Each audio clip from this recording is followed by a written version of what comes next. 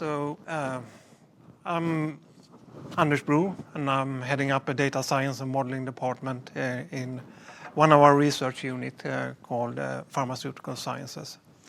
So I have selected one use case to talk about, but I also want to sort of maybe share a personal story. I came across HPC when I did my PhD some years ago in the 80s. Sort of high performance computing has been something that I've been using throughout my career. First, I would talk a little bit about AstraZeneca as a company.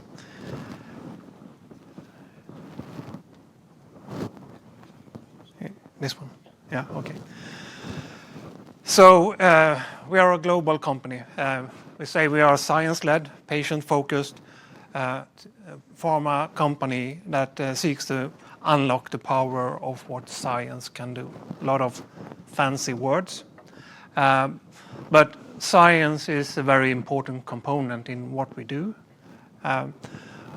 Our company revenue is about $46 billion last year, and we invest about 20-25%, like $11 billion in R&D. We are like a small university. Last year we published 800 publications in what we called sort of high quality journals.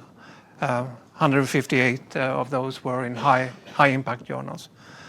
So science for one thing, but of course we need to create value for our customers, patients. So we are patient focused. We have a very strong pipeline. We have about 17 new molecules in the development or late stage development.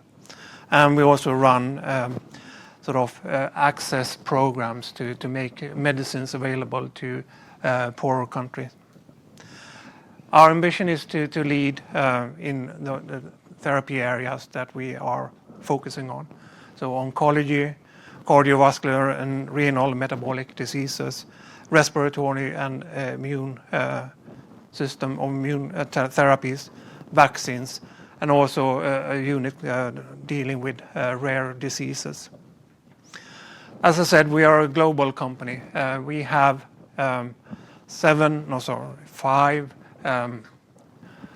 strategic R&D centers. So I'm based in Gothenburg, Sweden, where we have one of the research centers. The other ones are in Cambridge, UK, Boston, and outside Washington in the US, and in Shanghai in China. So we are spread across the globe. We are manufacturing our drugs in 27 different sites in 16 different countries. So as opposed to, I guess, every previous speaker, we have a slightly different perspective, a truly global perspective. So, you know, Europe focus is not necessarily the most important aspect in our thinking. Another very important thing for us is sustainability and a positive impact on people. So we are driving our sustainability agenda very, very seriously. And we set out to be carbon negative in 2030. So that's a little bit about the company. So, of course, to be able to deliver on these sort of ambitions, we think AI and data science will be an integral part of meeting our sort of end goal here. But I'm not going to talk so much about sort of the bigger picture. I will zoom in a little bit on what we do in my department. So as I mentioned before, we call pharmaceutical sciences. So in pharmaceutical sciences, we are sitting between R&D or research and development. So one foot in each camp. We are developing how we are pulling our drugs together and make them in the lab and scale up and manufacturing active components. And we're also developing formulations. So I guess everyone is familiar with most of our drugs we get like a tablet. But a tablet contains an active component and a lot of other stuff. So we need to mix them and make sure that they are not degrading or not losing their intended mode of action. So in my group, we have developed some solutions to bring all information about how to assemble the molecule into the active component. So we scrap all our internal data sources. We scrap all the external data sources. We combine with predictions on how to assemble the molecule. And then we can calculate or look at this data in a graph format and query that graph for finding the most clever way to assemble the molecule. We do a lot of molecular modeling, so we model the solid state. That's actually what I'm going to focus on the use case. We use deep learning in this example. We have computer vision to predict how cells taking up the active drug. So we can predict from microscopy pictures how the early uptake of drugs into cells and see how when new proteins are produced. We're also looking into self-driving labs. And some of our sort of future-looking things is to explore what we can do with quantum computers in the chemistry space.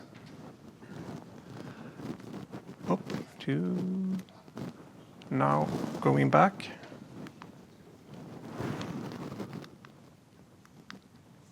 That's the slide I want to have here.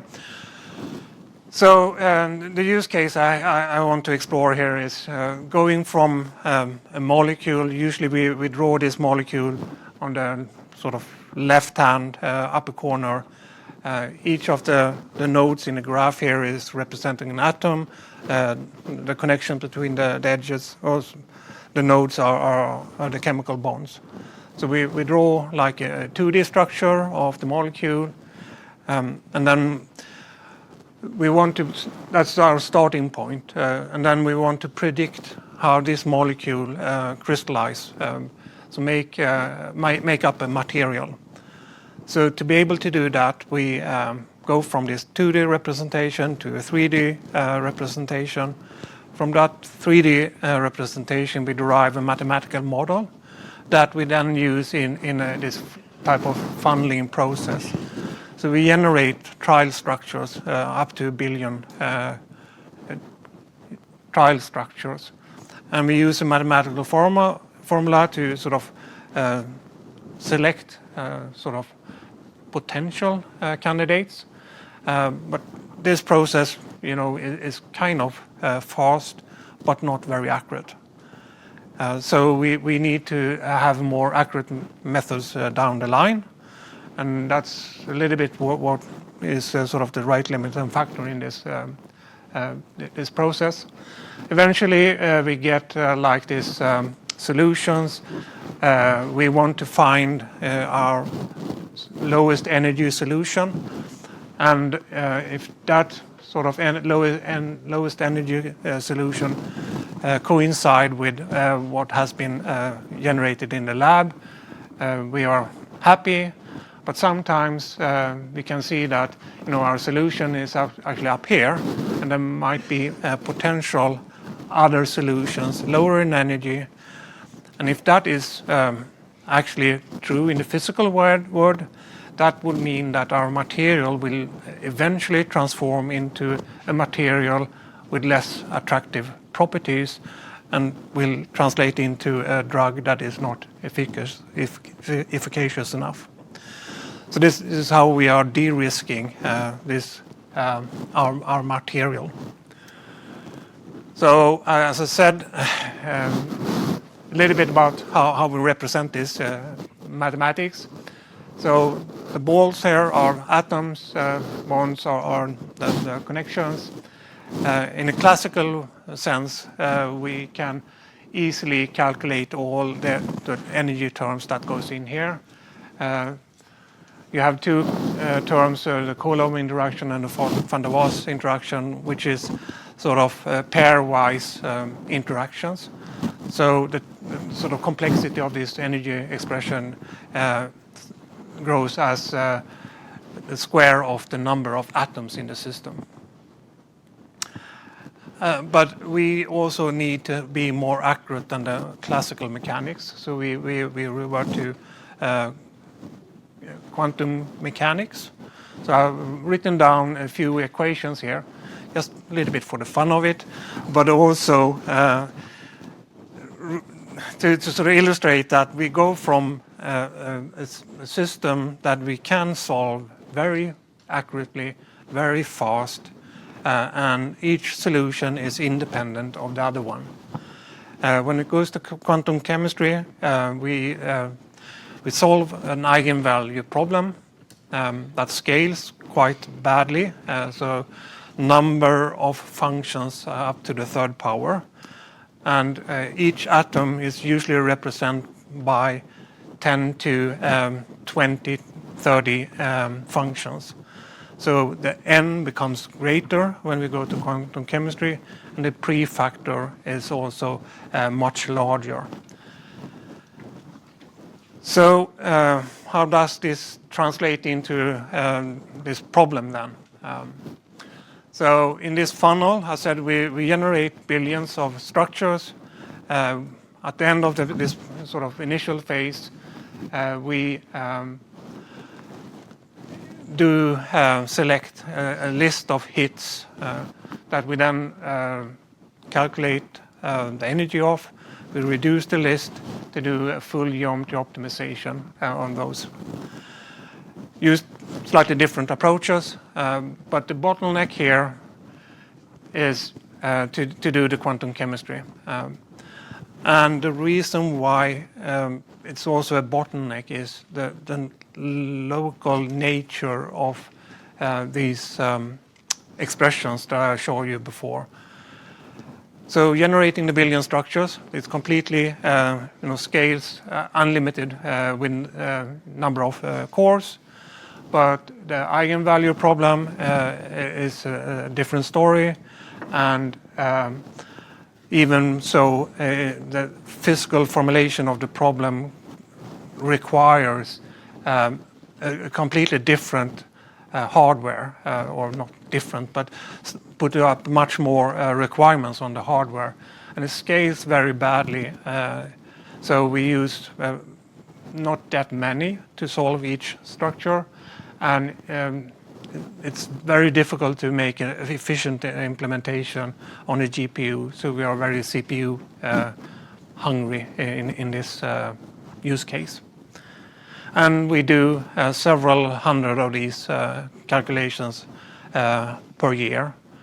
So each of these process takes about a week in the computer, and we allocate, between 400 and 800 cores. And we use sort of our internal cloud for this. So with that, I thank you for the word and happy to answer questions. Thank you very much.